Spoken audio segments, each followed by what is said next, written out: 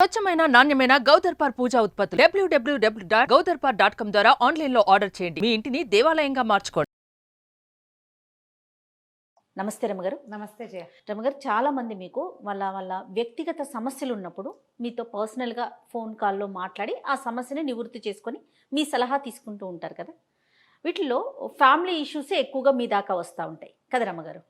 Appointments book చేసుకొని మనం ఒక నెంబర్ ఇస్తూ ఉన్నాము. అంటే అఫీషియల్గా అందరి ముందు మాట్లాడలేని విషయాన్ని పర్సనల్గా మీతో మాట్లాడి మీ సలహా సూచన తీసుకొని దాన్ని సరిదిద్దుకుంటున్నారు. ప్రతి నెల మనం చాలా కేసెస్ ఇలాంటి ఇష్యూస్ చూస్తూ ఉంటాం. ఆడపడుచుల నుంచి వచ్చే ఇష్యూస్, ఎందుకంటే నాకు కామెంట్స్లోనూ చూస్తూ ఉంటాను, మీరు హ్యాండిల్ చేసే ఇష్యూలు కూడా ఉన్నాయేమో బహుశా అనుకుంటాను. కొత్తగా పెళ్ళయి వచ్చిన అమ్మాయికి ఆడపడుచుతో ఇష్యూ, దీన్ని ఎలా హ్యాండిల్ చేయాలి, అసలు ఎలా ముందుకు వెళ్ళాలి, గొడవలు లేకుండా ఉండాలంటే ఏం చేయాలి, ఇలాంటి ప్రశ్నలు వస్తూ ఉంటాయండి. ఈ రోజుల్లో పిల్లలు లేటెస్ట్ పెళ్లిళ్ళైన పిల్లల్లో కొంచెం తక్కువే ఉన్నాయి జయ. ఫ్రెండ్లీగా ఉంటున్నారు.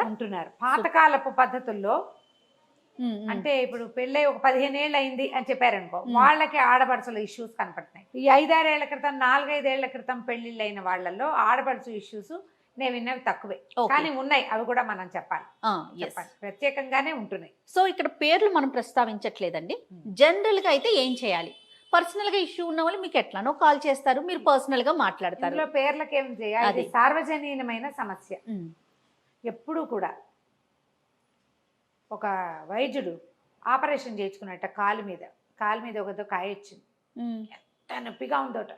అన్ని కంతుల కోసాను నాకంతంత నొప్పి ఏది లేదన్నట్టు. నీకు వస్తే కానీ నీకు నొప్పి తెలీదు, ఎవరిదైనా చేసేసే ఆ పడుకో ఏంటి కాసేపు ఏంటి ఏమవుతుంది అలా మాట్లాడతాం.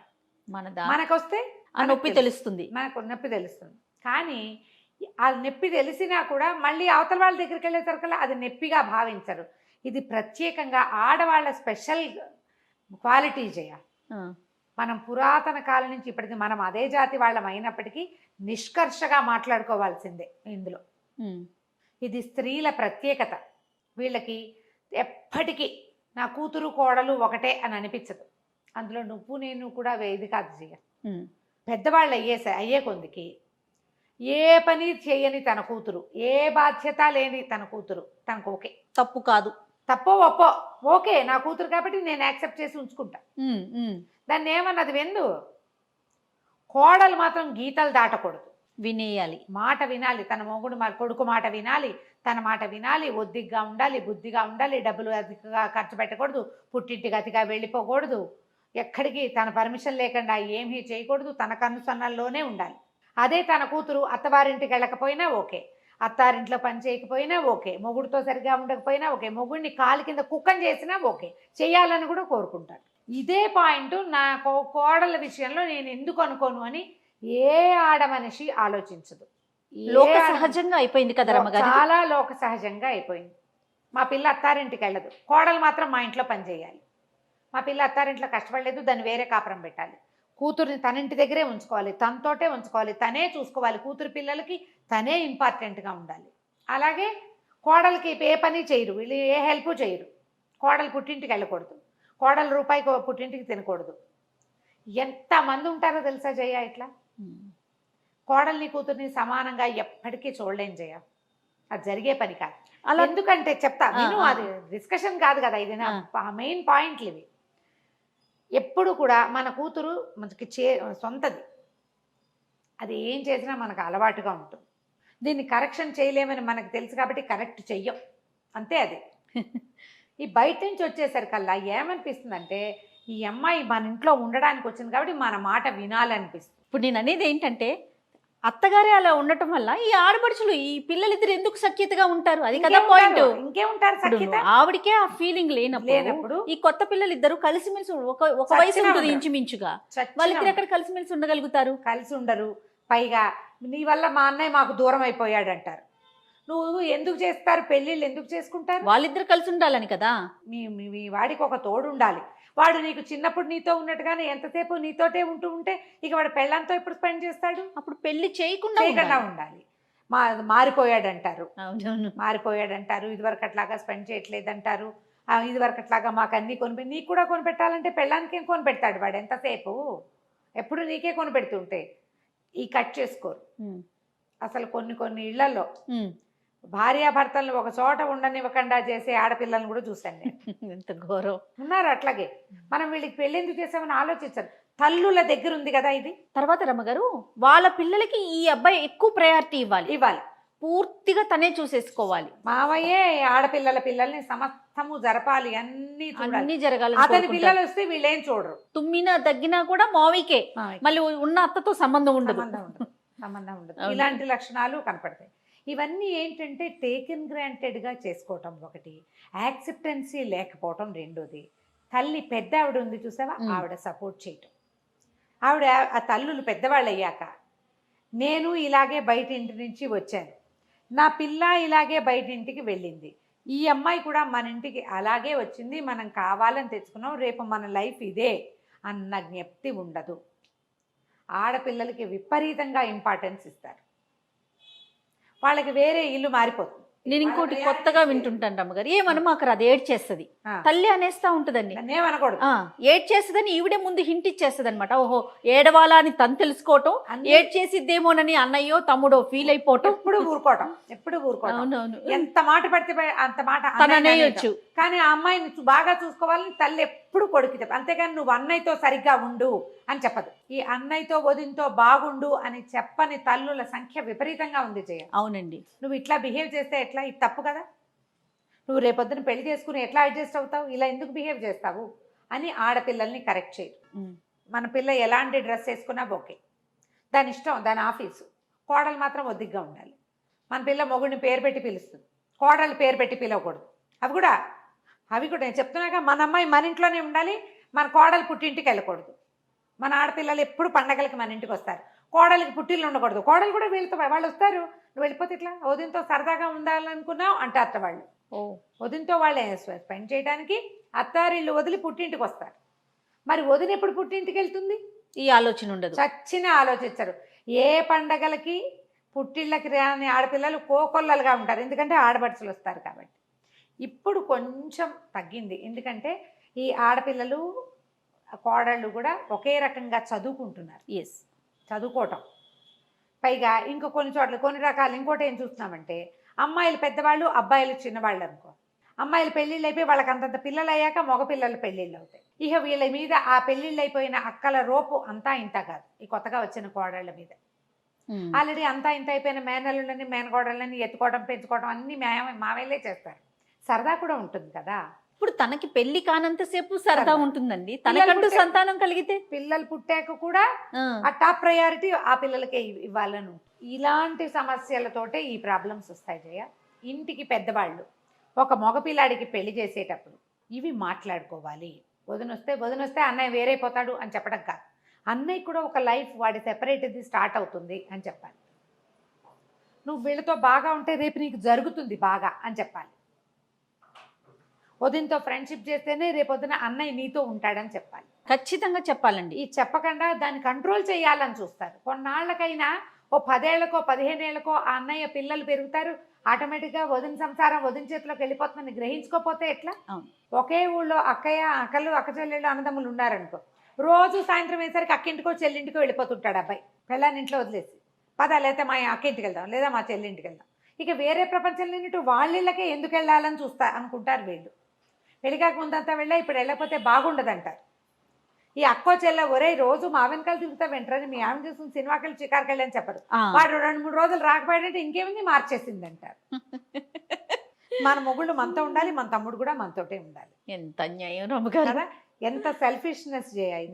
మరి మారాలి కదా. ప్రజలు ఆడవాళ్ళు దీని మీద ఆలోచించాలి, ఖచ్చితంగా ఆలోచించుకోవాలి. ఇంకా ఉన్నాయి. తమ్ముడు ఫారెన్ వెళ్ళాడు అనుకో, ఎక్కడికో వెళ్ళాడు, అక్కయ్యో చెల్లో కూడా అక్కడికి వెళ్ళి సేమ్ ప్లేసు ఆ పక్క ఇళ్లలోనే ఉండాలి.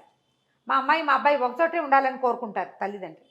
అది కోడలు ఛాయిస్ లేదు. ఇంకా ఆ అమ్మాయికి తన జీవితం ఎలా ఉంచుకోవాలి, తన భర్త తను ఎక్కడ ఉండాలి, అవేం ఆలోచన లేవు. ఆవిడ నువ్వు అక్కతోటే ఉండాలి, లేదా నువ్వు చెల్లితోటే ఉండాలి. చెల్లిని పైకి తీసుకురావాలి, చెల్లిని నీ దగ్గరే ఉంచుకోవాలి. చూసుకోవద్దా? చూసుకోవాలంటే పక్కింట్లో ఉండాలి. ఒక్కింట్లోనే ఉండాలనే వాళ్ళు కూడా ఉన్నారు. ఇక ఎవడు బతుకు వాడు బతకడు, వీళ్ళు బతకరు. కొన్నాళ్ళకి తగాదాలు. ఇదివరకు కొట్టు చచ్చినా కలిసి ఉండేవాళ్ళమ్మా. ఈ రోజున కలిసి ఉండే రోజు కాదు. ఏ పోట్లాట వచ్చినా, ఏ తగాదా వచ్చినా, ఏ సహించలేని తనం వచ్చినా తెంపుకుపోయే అవకాశాలు కనపడుతున్నాయి. అన్నా చెల్లి తెంపుపోరు, మొగుడు పెళ్ళని తెంపుపోతారు కదా. మరి ఇప్పుడు అమ్మ మన కర్మ ఏంటంటే అన్నా చెల్లి తెంపుకు పోయే వాళ్ళు కూడా కనపడుతున్నారు. అవునండి, చూస్తూ ఉన్నా. మాట్లాడరు, అన్నయ్య తమ అన్నలు అక్క చెల్లెలు అన్నదమ్ములు మాట్లాడుకోరు, సంవత్సరాల తరబడి కలవరు, ఏ హెల్ప్ చెయ్యరు. చిన్న చిన్న విషయాలకి మొదలుపెట్టి చిలికి చిలికి గాలివాన చేసి రక్త సంబంధాన్ని తెంచేసుకుంటారు. ఆ పెళ్ళామే దేవత అనుకుంటారో మరి ఏమనుకుంటారో తెలియదు. ఆడవాళ్ళ పాత్ర ఎక్కువగా ఉంటుంది ఇందులో, తెంచేయటంలో మగవాళ్ళ పాత్ర కంటే వాళ్ళ పెళ్ళాల పాత్ర ఎక్కువ ఉంటుంది. ఇటువైపు విషయంలో మొగుళ్ళ పాత్ర ఎక్కువగా ఉంటుంది. వీళ్ళు కాకపోతే నాకెవరు అన్న ఊహ అసలు చేయనే చేయరు. నువ్వు ఎక్కువగా కలిసి ఉండకూడదు, తెంపేసుకోకూడదు. అన్నదమ్ములు అక్క చెల్లెళ్ళు కలిసి ఉండాలి, కలుస్తూ ఉండాలి, అంతేగాని కలిసే ఉంటామని అనకూడదు. ప్రతిదానికి ఒక బ్యారికేడు, ఒక హద్దు, ఒక లైన్ ఉండాలి. ఆ లైన్స్ దాటకూడదు. ఈ రోజునంతా ఎడ్యుకేటెడ్ సమాజమే ఉంది. పల్లెటూళ్ళలో కూడా ఎంతో కొంత చదువుకున్నారమ్మా. చదువుకోకుండా 10th 9th తోటి ఆపేసే ఆడపిల్లలు లేరు, మగపిల్లలు లేరు. అవును అవును. మనం ఎందుకు ఆలోచించాం? మానవ సంబంధాలు విస్తరించుకోవాలి కదా, విస్తరించాలా? ఖచ్చితంగా అండి. మరి అందుకోసమే మనం పెళ్ళిళ్ళు చేసుకుంటున్నాం కదా. లేకపోతే మన పిల్లనో మన ఇంట్లోనే మనం ఎందుకు ఉంచుకోవట్లా? పై పిల్లని తెచ్చి దాన్ని మన కంట్రోల్లో ఉంచుకోవాలంటే నీ కంట్రోల్ ఏమిటి? భర్తకి కంట్రోల్ ఉంటుంది. నువ్వు స్నేహంగా ఉండాలి. ఆడపడుచులు ఆ వదినలతోటి స్నేహంగా ఉండాలి. కంట్రోల్ ఉంచుకుంటామంటే కష్టం కాదు. ఈ కాలంలో అది కుదిరే వ్యవహారం కాదు.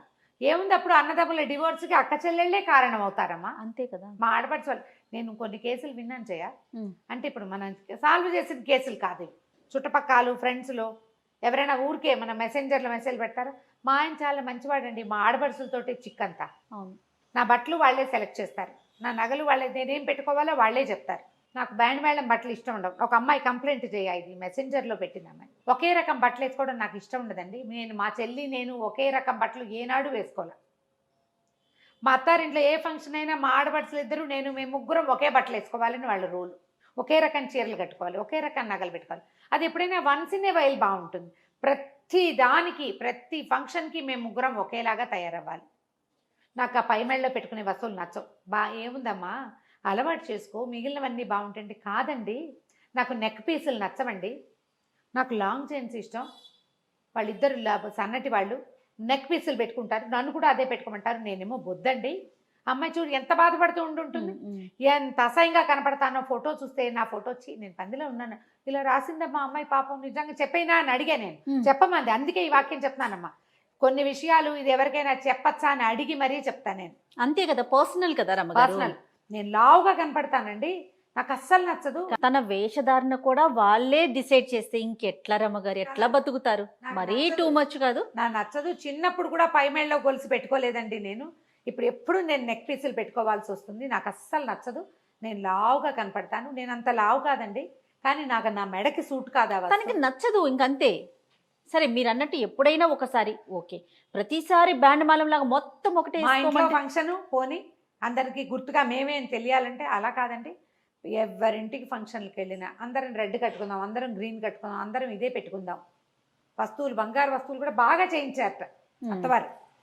ఆడపిల్లలకి బాగున్నాయి, అమ్మాయికి కోడలికి చక్కగా చేయించారు. ఉపయోగం అన్ని వాళ్ళకి నచ్చేవి, ఈ అమ్మాయివి కూడా నప్పేవి కాదు, నచ్చేవి, వాళ్ళకి నచ్చినవి. నప్పే వస్తువు ఒక్కట్లేదండి నా నగల్లో. మా అమ్మ కొన్నవే ఉన్నాయి, అవి పెట్టుకొని ఎవరు ఎప్పుడు. అది నేను వాళ్ళతో ఎలా మానేయాలో అని చూస్తాను. నాకు ఇష్టం లేదు అలా చేయటం. మా హస్బెండ్ ఫీల్ అవుతాడు, కానీ నేనేం చేయను. పెట్టుకోకపోతే అతను ఫీల్ అవుతాడు. ఫంక్షన్ మానేస్తే అతను ఫీల్ అవుతాడు. ఇది మేనేజ్ చేయలేని విషయం. వాళ్ళు అన్ని విధాలా బాగానే ఉంటారు. ఈ బలవంతం తట్టుకోలేకపోతున్నా నేను.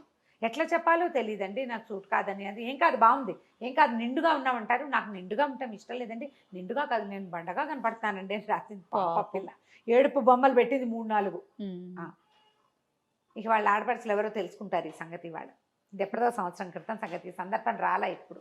అదేలేండి, తెలుసుకోవాలి కదా. తప్పు కదా రమ్మగారు, తప్పు కదా. మరి తన ఇష్టం వాళ్ళు ఉండని వాళ్ళు కదా. కనీసం కొన్నిసార్లు అయినా ఏదో ఒక సందర్భంలో ఇప్పుడు బయటికి వెళ్ళేటప్పుడు ఇంకొంచెం ఎక్కువ రెడీ అవుతారు కొంతమంది, ఏదో అందంగా కనిపించ, సహజం కదా ఇవన్నీ. తన సొంత విషయాల్లో కూడా ఇన్వాల్వ్ అయిపోతాయి. నేనేం చెప్పంటే, అమ్మ ఒక సంవత్సరం 2-3 ఏళ్ళు గడిచేసారు కల్లా ఏవో ప్లేసులు మారుతాయి, వాళ్ళ ప్రయారిటీస్ కూడా మారుతాయమ్మా, కొంచెం అడ్జస్ట్ అవ్వు. మీరు ఎప్పుడు ఎప్పుడు చెప్పేదే. కొట్లాడుకుంటే ఏమవుతుందమ్మా, పాపం ఇలా చచ్చి అడ్జస్ట్ అయ్యి 25 ఏళ్ళు 30 ఏళ్ళైనా ఆడబడుచుల రోపు దిగని వాళ్ళు బోల్డ్ అంతమంది ఉన్నారమ్మా, బోల్డ్ మంది. ఏదో ఒక మాట వీళ్ళు విసిరి, ఒక మాట వాళ్ళు విసిరితే సరిపోతుంది, బాగానే ఉంటుంది. అలా కాకుండా వీళ్ళు లాగేసి మెడకి ఉచ్చేసి లాగేస్తామంటే అది కష్టం కదా. మరి ప్రధానంగా ఏంటంటే తల్లులు దీని మీద ఆలోచించాలి. పాత్ర ఇక్కడ తల్లులదే. తల్లులదే. వాళ్ళు చెప్పాలి ఇది చేయకూడని పని, ఇంత ప్రెస్ చేయకూడదు, అన్నయ్య జీవితం, నువ్వు అన్నయ్యతో బాగా ఉండాలి, వాడిని కష్టపెట్టకూడదు, వాడిని బాధ పెట్టద్దు. చాలామంది తల్లులు కొడుకులేకి వచ్చే కూతుళ్ళకి సారీలు చెప్పాలనుకుంటారు. అది ఉంది, వాళ్ళే సరిగా ఉండాలి. ఇది ఆడపిల్ల అంత మాత్రం ఏడుస్తుంది. అదే నేను చెప్పా కదండి, ఏడుస్తుందని వీళ్ళే ముందు హింట్ ఇస్తారు. దాని ఇష్టం. అది ఏడుస్తుంది అంటే ఏడవమని తనకు ఒక హింట్ ఇస్తున్నారా మీరు అనిపిస్తుంది నాకైతే. అవును, అది కూడా చేస్తారు. ఇలాంటి సిచ్యువేషన్స్లో ఎప్పుడు కూడా ఒక్కళ్ళ వైపే తప్పు ఉండదు. వాళ్ళు ఎక్కువ రోప్ చేస్తున్నారు, వీళ్ళు కూడా ఏదైనా కొంచెం చేస్తున్నారేమో, ఇలా కూడా ఉంటుంది. ఇప్పుడు మనం ఆడపడుచులనే కాక తిడుతున్నామని అనుకోకండి, మేము కూడా ఆడపడుచులమే కదా, మేము 8 మంది అక్క చెల్లెళ్ళు, మాకు ఒకడే అన్నయ్య. కోడళ్ళ బిహేవియర్, ఇది అమ్మాయిల బిహేవియర్ గురించి చెప్తున్నాం. రైట్. కోడళ్ళ బిహేవియర్ గురించి కూడా మాట్లాడదాము. ఈ రోజుల్లో ఆడపిల్లలు మీ అన్నదమ్ములకి వివాహాలు అవుతూ ఉంటే అన్నయ్య కొత్త జీవితాన్ని మొదలు పెట్టబోతున్నాడని అర్థం చేసుకోవాలి. ఒక పార్ట్నర్ని తెచ్చాం, లైఫ్ లాంగ్ ఆ అమ్మాయితో అతను కలిసి ఉండాలి. ఆ అమ్మాయి మీ అమ్మా నాన్నల్ని కాచుకోవాలి, మిమ్మల్ని ముద్దుగా ముచ్చటగా చూసుకోవాలి. రేపు పొద్దున మంచి చెడు చేయాల్సిందే ఆ అమ్మాయే చేయాలి. కాబట్టి మీరు వచ్చిన అమ్మాయిని చక్కగా చూసుకోండి, మీరు అన్నట్టు ఫ్రెండ్లీగా. అంతే రమ్మ గారు. అమ్మాయికి పీటేసి పట్టాభిషేకం చేయక్కర్లేదు. మంచిగా అమ్మాయిని మనలాంటిదే ఈ అమ్మాయి కూడా, బయట నుంచి వచ్చింది మన ఇంటికని ముద్దుగా చూసుకున్నారనుకో, అన్ని ముద్దు ముచ్చట్లు బాగా జరుగుతాయి. కాదు రమ్మగారు, మన అమ్మా నాన్న కొన్ని రోజులతో ఆగిపోతారు, వాళ్ళ ప్రయాణం ఆగిపోతుంది. మనము మన ఇంటికి వచ్చిన అమ్మాయి కదా ఇంకొంచెం ముందుకు వెళ్తాము. రేపటి రోజున తను కదా చేయాలి. అన్నకి తమ్ముడుకు ప్రయారిటీ ఇస్తారు రమ్మగారు, ఆ ఉన్న అమ్మాయికి ప్రయారిటీ ఇవ్వరండి. అది పొరపాటు, తప్పు. అట్లా తన మనసులో అది పడిపోయింది అనుకోండి, తను దేనికి రియాక్ట్ కాలేకపోతుంది. రియాక్ట్ కాదు, మీతో ఫ్రెండ్లీగాను ఉండలేకపోతుంది. మానవ సంబంధాలు దెబ్బతినేసినాయి చూడు. అంతే కదా. దానివల్ల మీ పిల్లలు కూడా వాళ్ళ కజిన్స్ ని కోల్పోతారు. ఓకే రమ్మగారు, నమస్తే. నమస్తే.